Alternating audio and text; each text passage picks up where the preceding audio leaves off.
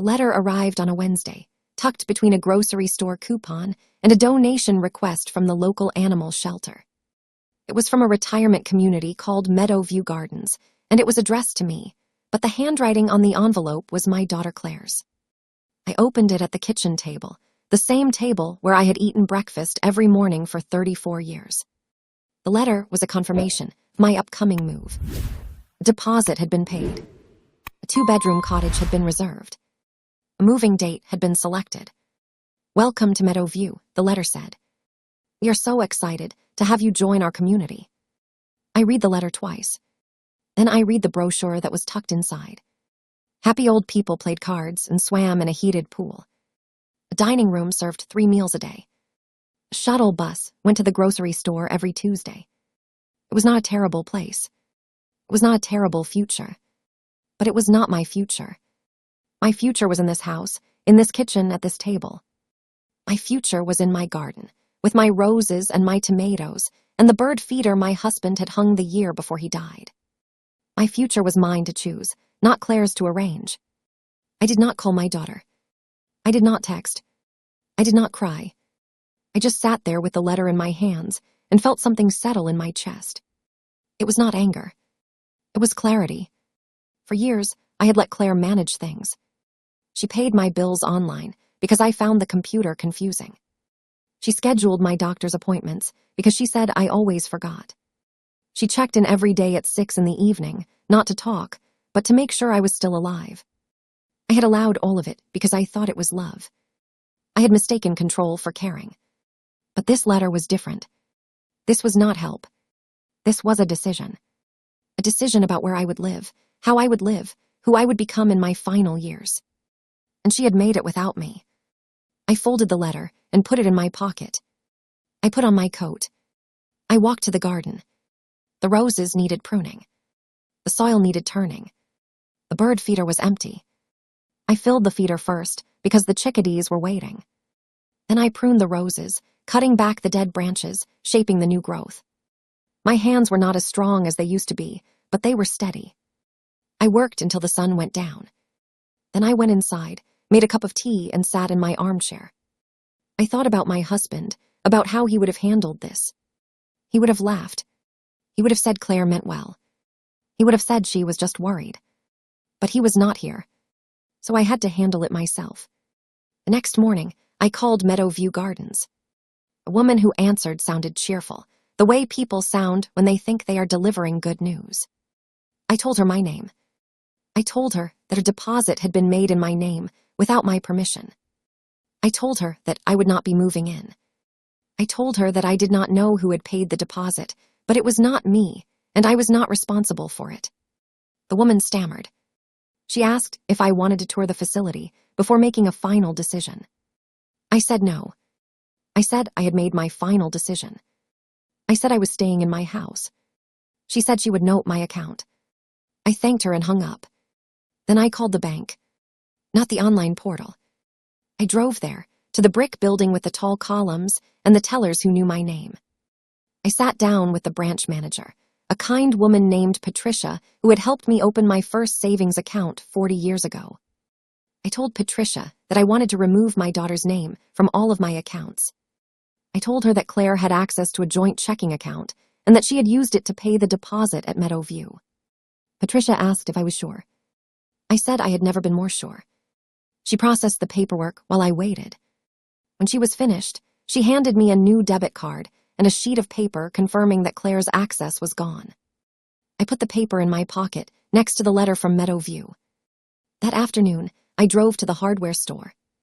I bought new locks for every door. Claire had a key to my house. I had given it to her years ago for emergencies. She had used it to let in the moving company, I realized.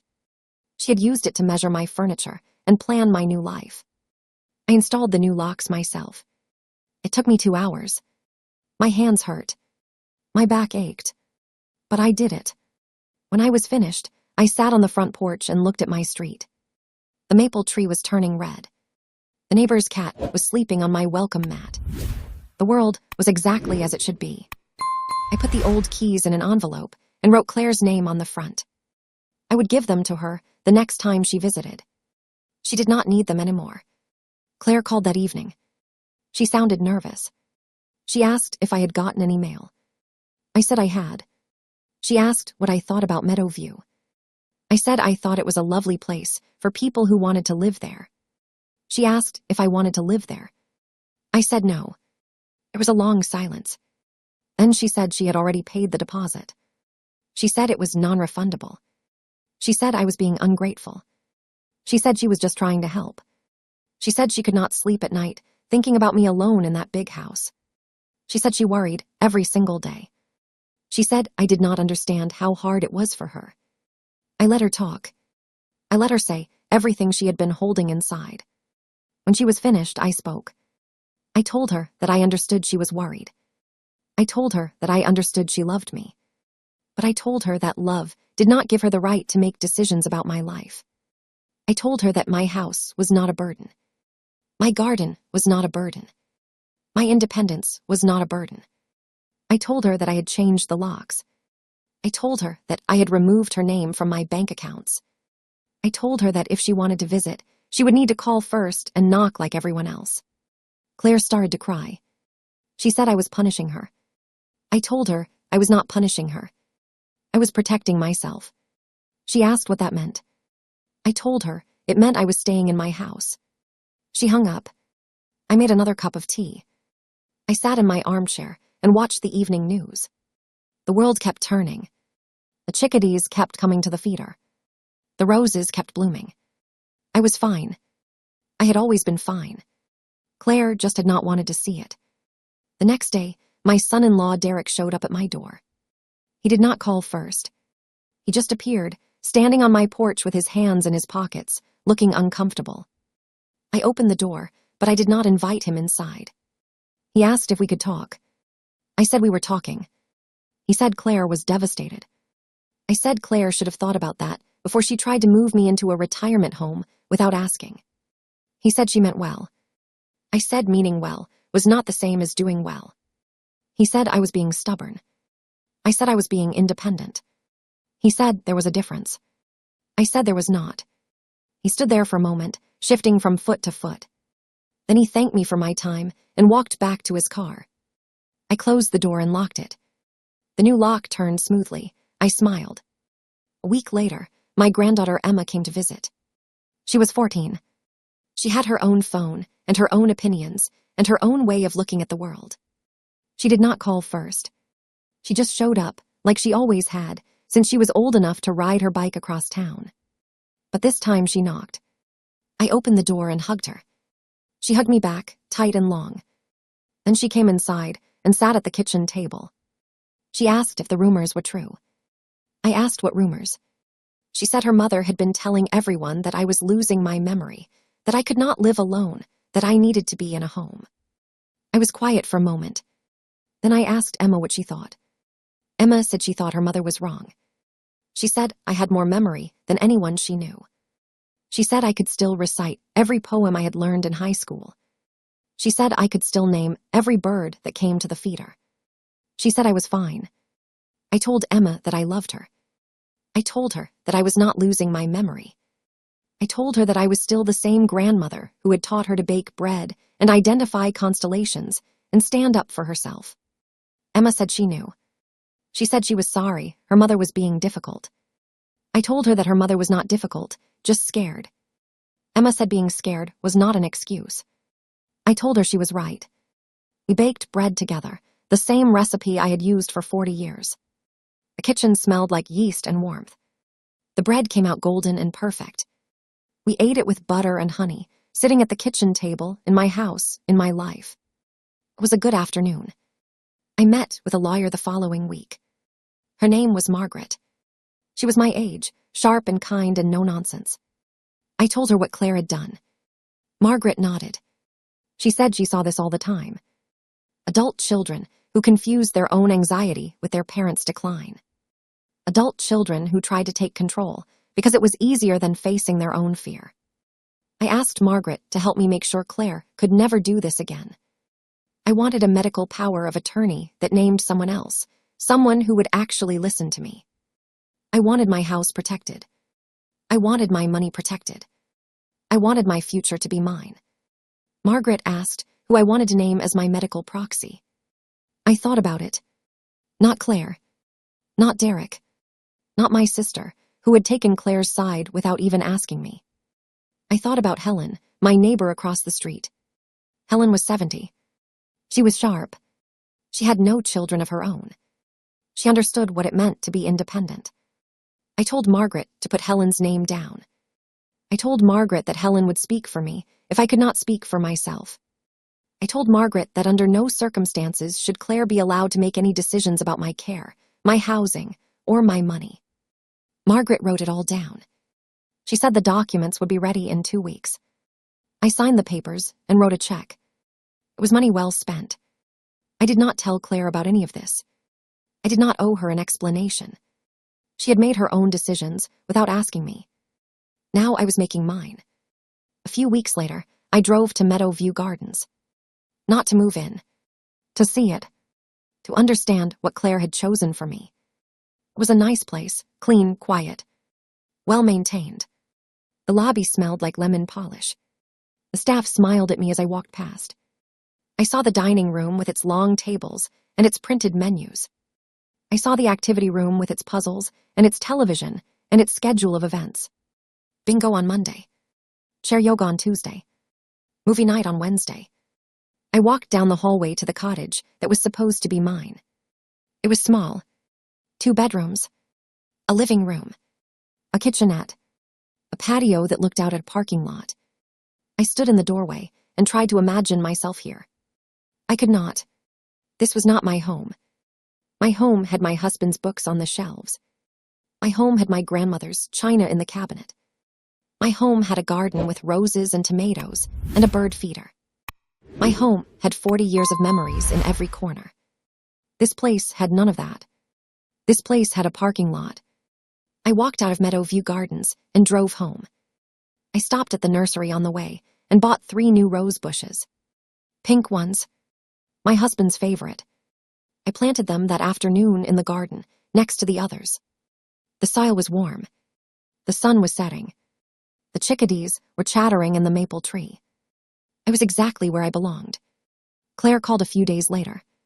She sounded different, softer. She asked if she could come over. I said yes.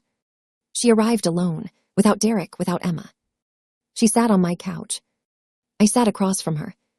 There was a long silence. Then she spoke. She said she was sorry. She said she should have asked me before making any plans. She said she got scared after I had that fall last winter. She said she could not stand the thought of losing me. She said she just wanted to keep me safe. She said she loved me. I looked at my daughter.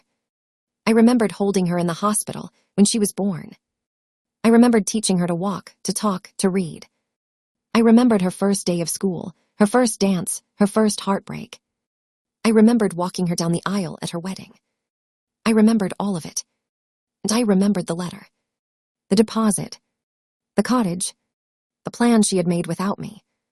I told her that I forgave her. But I told her that forgiveness was not the same as forgetting. I told her that she had broken something between us, something that would take time to repair. I told her that she would have to earn back my trust by respecting my choices, even the ones she did not agree with. I told her that she would have to ask before acting, listen before planning, see me as a person instead of a problem. I told her that I loved her too, but that love did not include control. Claire nodded. She was crying. I was not crying. I had done my crying already, alone in my kitchen, with the letter from Meadowview in my hands. We sat together in the living room. She asked if she could make me dinner. I said yes. She went into my kitchen. She opened my refrigerator. She took out chicken and vegetables and herbs. She cooked. I watched. She burned the sauce. She salted too much. It did not matter. We ate together at my kitchen table, in my house, in my life. It was not a perfect dinner. It was not a perfect reconciliation. But it was a start. After dinner, I walked Claire to the door. She hugged me. I hugged her back. Then she left. I locked the door behind her. The new lock turned smoothly. I went back to the kitchen and washed the dishes. I dried them and put them away. I turned off the lights. I walked through the house, room by room, saying goodnight to the walls, to the floors, to the memories. I stopped in front of the photograph of my husband on the mantel. I told him about Claire. I told him about the letter and the deposit and the cottage at Meadow View. I told him about the new locks and the lawyer and the rose bushes. I told him I was staying. I told him I was not going anywhere. I thought I saw him smile. Maybe it was just the light. Maybe it was just my imagination. Either way, it was enough. I went to bed. I slept through the night. I woke up to the sound of chickadees at the feeder. The sun was rising over the maple tree. The garden was waiting. I made a cup of coffee. I sat on the front porch. I watched the world wake up. A neighbor's cat stretched on the welcome mat. The mail truck turned the corner. A blue jay landed on the bird feeder and chased away the chickadees. I laughed. Life was still happening, my life. On my terms. In my house. I finished my coffee, stood up and walked to the garden. The roses needed watering. The tomatoes needed staking. The bird feeder needed filling. I had work to do, and I was going to do it myself.